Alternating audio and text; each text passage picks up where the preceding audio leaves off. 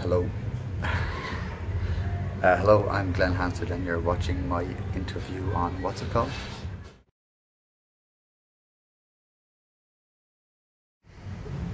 How would I describe the Dublin music scene? Right now it seems quite fractured, I would say. That's not necessarily a bad thing, I think things go through scenes and gangs form and disband.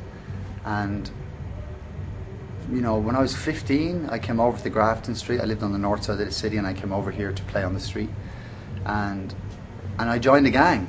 I joined a gang of buskers, of friends of mine. Keela, they were called, Keela band here in Ireland, and we all were a gang for a period of time. And then we knew bands all around us. And when we formed the Frames, there were bands like the Pale, the Hottest Flowers. The Waterboys had moved to Ireland. We knew them. Engine Alley was another band that were a great band at the time. There was actually many great bands. But I guess we would have known these people, and there would have been some connection, but not a whole lot, but some connection. And then, through busking on the street, we would play every Saturday, like between 2 and 6. And people would come and go, and I remember meeting this 12-year-old lad who dressed all in purple, and he had a white guitar, he had purple hair, and he was like homeless. He was only a kid, and all he played was Prince songs. He just played only Prince, and it was Paddy Casey. And he joined our group for a few songs. Whenever he would only sing Prince songs with us, and we sang The Cross, and we did Kiss, and sometimes we did Sometimes It Snows in April from Parade. And he would join us for those songs, and then he would kind of go off and very quiet. And then a couple of years later, I remember a guy coming up from the country and joined our busking gang, and that was Mundy. And then Damien Dempsey came in and was part of it for a little while. The guys from Bellix One, they weren't part of the busking gang, but part of the gang of people that we knew from the street, because we had a cafe we would go to, or we had a pub we would go to, and that pub was Whelan's, because the reason Whelan's was the place we all went to was because that's where we all played.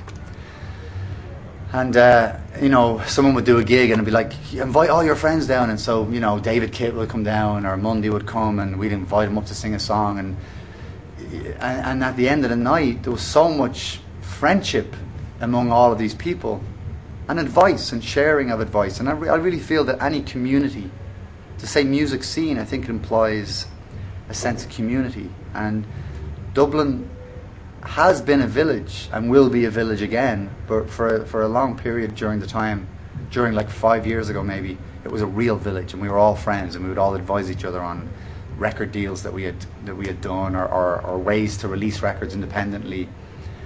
And we would all drink in the same pub and hang out. And so what was lovely was that some of our friends got jobs behind the bar, and so then we were able to stay late, and we would sit and sing songs all night, and that went on for years. And there was a great moment in Dublin where every night of the week you could go. I mean, I'd leave my house at midnight and go to Whelan's and be there until 8 in the morning singing songs and drinking beer, and go home and wake up at 6 and then work on music and sit at home and record, and then go to the pub at midnight. So that lasted for a good few years, and I think a lot of people got a lot from it. I think a lot of people got a lot of creative energy from that period. And then naturally, I guess what happens with all these things is that someone does quite well, or someone gives up, and someone doesn't, and those very naturally, these circles, these clusters of people disband. It's not like they fall out. It's just people get on with their lives, and people go on tour, and they don't have a life that they can be coming and being a part of every night. So very naturally it all kind of disbanded, which is, some people could say that was sad. I mean, but then there was other pubs that had other bands, like, there was the Republic of Loose, and they had their bunch of friends, and all of the people like the Mighty Steph and all the guys would hang out with them, and it was a whole different scene. So I think it's really healthy. I think it's very important in any village to have mates, but also to have rivals, because rivals spur you on, and I think it's a very healthy situation. So certainly what happened with Whelan's is we had this kind of almost private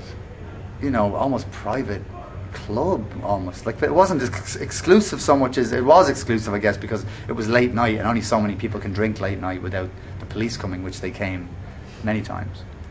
But it was a kind of a gang of people who shared songs. We were like, oh, I learned this song, and someone would play this Bob Marley song that none of us had ever learned, and we'd all learn it. Or some Irish song like The Parting Glass or The Old Triangle. Paddy Casey had a great version of The Old Triangle, an old Brendan Behan song. And we would all sit and study each other and learn, and it was a very, very progressive time.